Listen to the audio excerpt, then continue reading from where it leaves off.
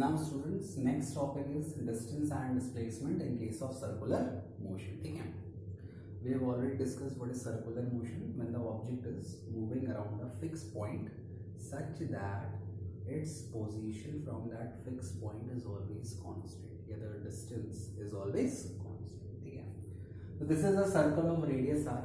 An object is moving on this circular track. Now whenever the object is moving on a circular track, that means it is moving on the circumference of the circle. It is moving on the boundary of the circle. Is it clear? Now whenever it is moving on the boundary of the circle, in one complete revolution, how much distance will it cover? 2 pi r. In 2 revolution, 2 into 2 pi r. In 3 revolution, 3 into 2 pi r. So a very simple formula for finding the distance traveled on a circular track is n into 2 pi r, where n is the number of revolution.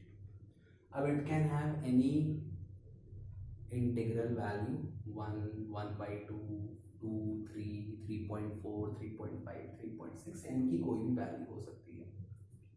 And 2 pi r is the circumference of the circle. ठीक है, ये तो clear है. बस आपको ये formula याद करना है, नंबर ऑफ रेवोल्यूशन पुट कर देना, आपका आंसर आ जाएगा. क्लियर है? तो calculating distance is very simple. Now we will talk about displacement. ठीक है, now see displacement has 3-4 cases. सबसे पहला है डिस्प्लेसमेंट. ठीक है, यहां द नंबर ऑफ रेवोल्यूशन अपन ले लेते हैं. Suppose this is 1 revolution. ठीक, then I can take half revolution, then I can take 1/4 revolution, and I can take 3/4 revolution. 4 case अपने को लेके चल रहा है. ठीक है, we are talking about displacement. ठीक, now when the number of revolution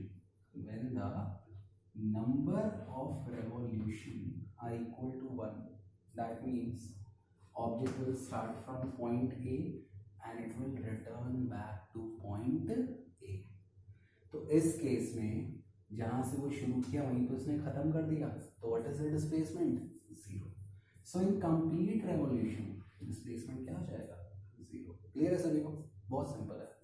1 revolution, 2 revolution, 10 revolution, 1000 revolution, 1 crore, 1 billion, 1 trillion, जितना भी आपको गिनती आती हो. If it is a natural number, in that case the displacement will be 0. Next है half revolution. अब ध्यान देना, हाफ रेवोल्यूशन मतलब ए से स्टार्ट किया और यहां बी पर खत्म किया.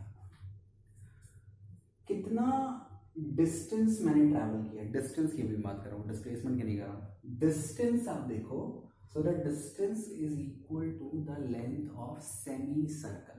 सेमी सर्कल ट्रैवल कर रहा हूं ना, ये आधा सर्कल है ए से बी, और फिर ये बी से ए, ये आधा सर्कल है. लेकिन मुझे निकालना है डिस्प्लेसमेंट. इनिशियल पॉइंट क्या है? ए. फाइनल पॉइंट क्या है? B. Join them by a straight line. So end point of a semi circle, अगर आप उनको स्ट्रेट लाइन से ज्वाइन करोगे तो वो क्या फॉर्म करते हैं? Diameter. They form diameter. And point of a semi circle forms diameter. So if the object is completing half revolution, so displacement will be equal to diameter. अब diameter तो दिया नहीं है, दिया क्या है? रेडियस. तो डिस्प्लेसमेंट कितना हो जाएगा? 2r, because diameter is 2 times of radius. ये सब आपको याद कर लेना. you have to memorize this. अगर क्वेश्चन आता है, सिंपल आप वैल्यू पुट करो और आपका आंसर आ जाएगा.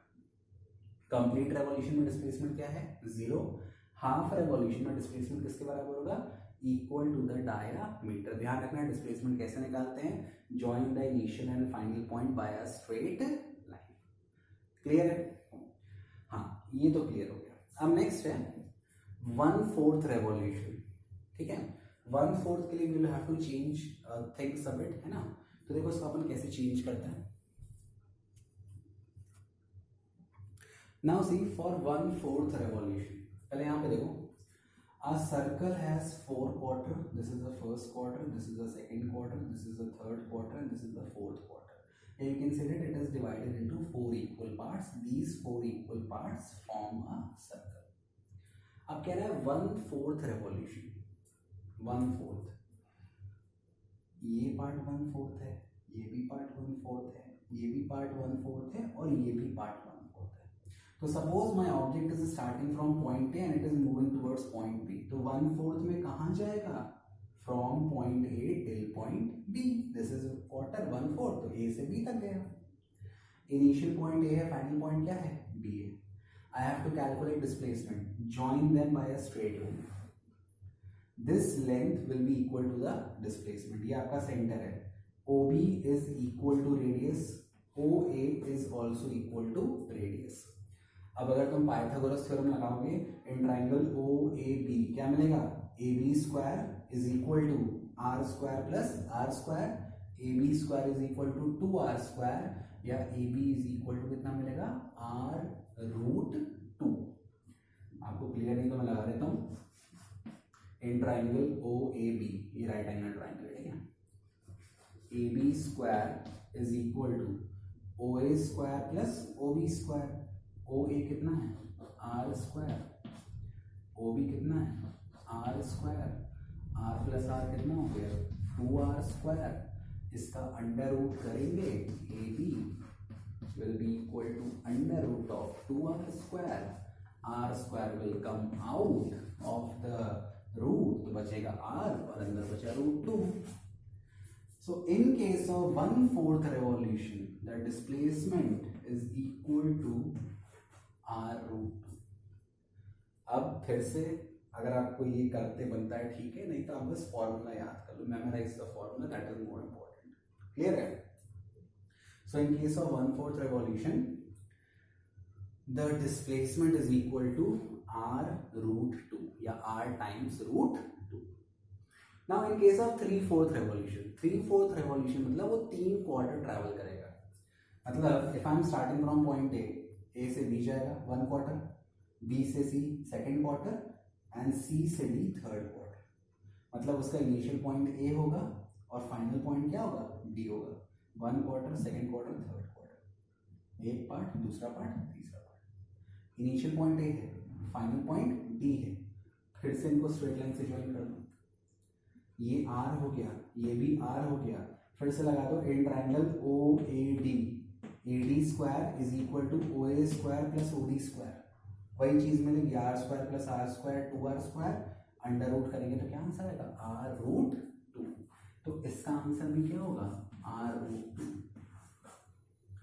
सुन लो, एक बात ध्यान देना, 1/4 रेवोल्यूशन में एंड 3/4 रेवोल्यूशन में, in both the cases the magnitude of displacement is same.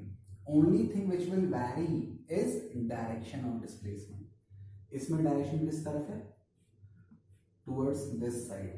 इसमें डायरेक्शन किस तरफ है? Towards this side. तो just opposite हो गया. मतलब opposite तो नहीं कह सकते, but still it is very different. तो remember this thing. For complete revolution, displacement is 0. For half revolution, displacement is equal to diameter, and diameter किसके बराबर होता है? 2 times of radius. For 1/4 revolution, displacement is equal to R√2, and for 3/4 revolution, displacement is again R√2. Only thing which is varying is the direction of displacement. So if you know all these things, if you know the formula, you can easily calculate displacement and distance in a circular track. बहुत easily हो जाएगा. बस आपको ये value याद करनी, value put कर देना, आपका आंसर आ जाएगा. I hope it is clear to everyone. Next thing that I will do is I give you a numerical and you have to solve it by your own, and you have to do it in your text notebook whenever you have them. Okay, so students, this is the question. A body moves on a circular track of radius 14 meter. Calculate distance and displacement after, है ना. Serial number 1 2 3 4 is given. N is the number of revolution. पहला है 2 revolution, next is 3.5 revolution, next is 6.25 revolution, and last is 12.75 revolution. You have to do nothing, you have to only apply the formula. Distance के लिए formula क्या है, n into 2 pi r, और displacement के लिए vary करता है. ठीक है, I hope you will be able to do it, and if you have any doubt you can ask me. So this is all about distance and displacement in case of a circular track. Okay.